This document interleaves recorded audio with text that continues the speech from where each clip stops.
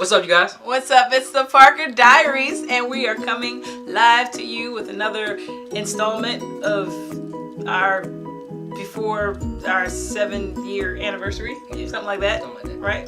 Yes. So we're gonna talk today about Rugrats. children. Don't call them Rugrats. Why are you calling them Rugrats? They're sweet. True. Very sweet. So. They're sweet. But we get a lot of questions about why we don't have children. It's like, where are your children? Why you don't have children yet? Like, literally before we even got married. Oh, my stomach is rumbling. Literally before we got married, people were like, oh man, I just can't wait. Y'all gonna have some cute babies, man. I'm not gonna say who, but there was a person very, very dear to our hearts that bought clothes, cribs, the first year of marriage. Hey, well, and that wasn't terrible because in our first year of marriage, we did get pregnant. It was, I guess it's called an unconfirmed pregnancy, and we lost that child. And it was one of those things that because it was not confirmed, we kind of didn't really process through the way we should have. Mm-hmm. So it eventually manifests itself in different ways. But I digress. We kind of fast forwarded very quickly. Yeah. I'm a kid magnet. I always loved children, right? Hush. We have 12 godchildren, and we love all of them dearly. Some of them have stayed with us. Some of them have, lived with us. Live with with me for a bit. And so it is very, I was looking forward to it. I was like, yes, we're going to have babies. We're going to have lots of babies. Well, no, not lots. I felt like if we had 2 kids, what do we agree on? 2 kids and adopt one, right? Mm-hmm. Yeah. So that was what we thought when we got married. And so yes, there was a lot of unsurety when we had the unconfirmed pregnancy, and then it was the shame that is associated with it, because you constantly get people saying when you are gonna have kids, or saying you should, people are advising you, and or don't let Nina gain a little weight. Oh yeah, because if I would just post on Facebook I had a stomach ache, people were like, ooh girl, you pregnant? Even though I don't generally post on, I've just had people being people.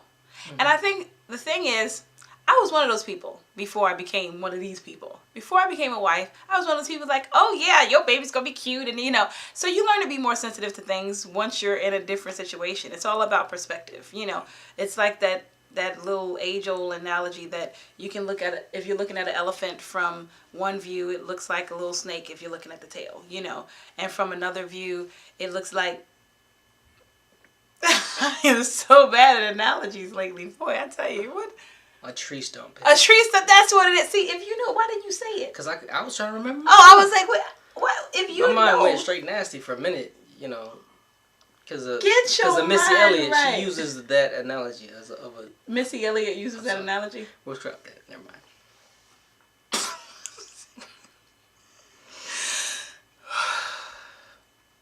So it was very difficult until I became wife, dealing with all of the different the stress and the strain of people having the expectation. Yeah. It's just... that's what I mean. The stress and the strain of expectation. Yeah. People rubbing on your stomach, asking when you're going to put something in there. And by the way, I think that's crazy. I don't know if I've ever done that. I probably have done that. Only when there's actually a baby in there. But still, you can't do that. No. You can't do Imagine that. if they did that to dudes. Right. Just go pat their stuff and go, hey, when you going to go plant that seed? Nobody does that. It'd be a fight. Nobody does that. Nobody does that. So, stop it. Don't rub on people. Don't touch them.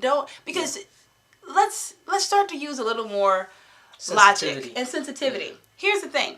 You know that someone that's getting married who loves children, right?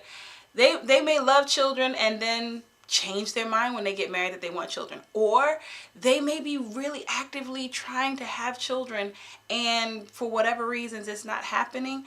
And you're constantly just bombarding them with questions and girl, no, you can't wait too long. That time is ticking. How do you think that benefits anybody? Don't. As if she's not aware of that. Right. Like if she's not made aware of it all the time, you know? And so it's one of those things that we've realized that it can get really interesting. We've responded a lot of different ways. We've had times where we said, oh, you want to know when we're going to start making a baby? Let's try it right now. Yeah. You know, just to make people feel uncomfortable because really, you know, they're asking some very personal questions without meaning to ask personal questions. So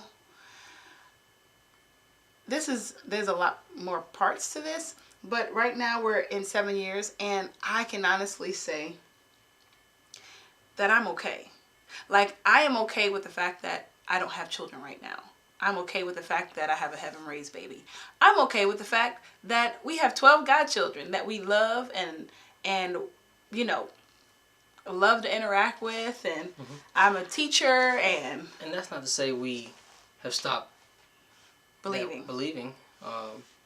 That's just, we're content right now. We're content with where we are. We're content with where we know we're going, and we know what God has for us is for us. Yes. So we we analyze our marriage and just the impossibilities of it. We know there's nothing impossible with Him. So yes, and so with that, we'll we may talk about it again in the next video, just to, you know, expound upon some other details and experiences. Yeah, but most of all, we just wanted to encourage any couples out there who are like us, who are desperately desiring to have children, have been hoping and believing and not seeing the result, or have had multiple miscarriages. Stay encouraged, but find your place of contentment. It's hard to get there, but it's worth it because the peace is definitely worth it. So, with that, we're the Parkers. Parkers, out.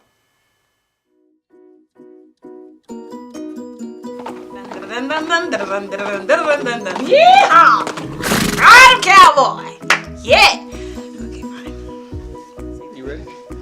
Oh, almost fell. So we're back, you guys. Yeah. And back in the house, in the hizzy house. What representing? You know what I'm saying? Representing.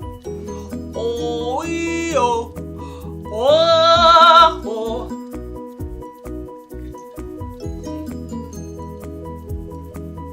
Crusties. It's not a booger, but it's like crusty. It's such a good feeling to know you're alive. It's such a happy feeling. It's growing inside.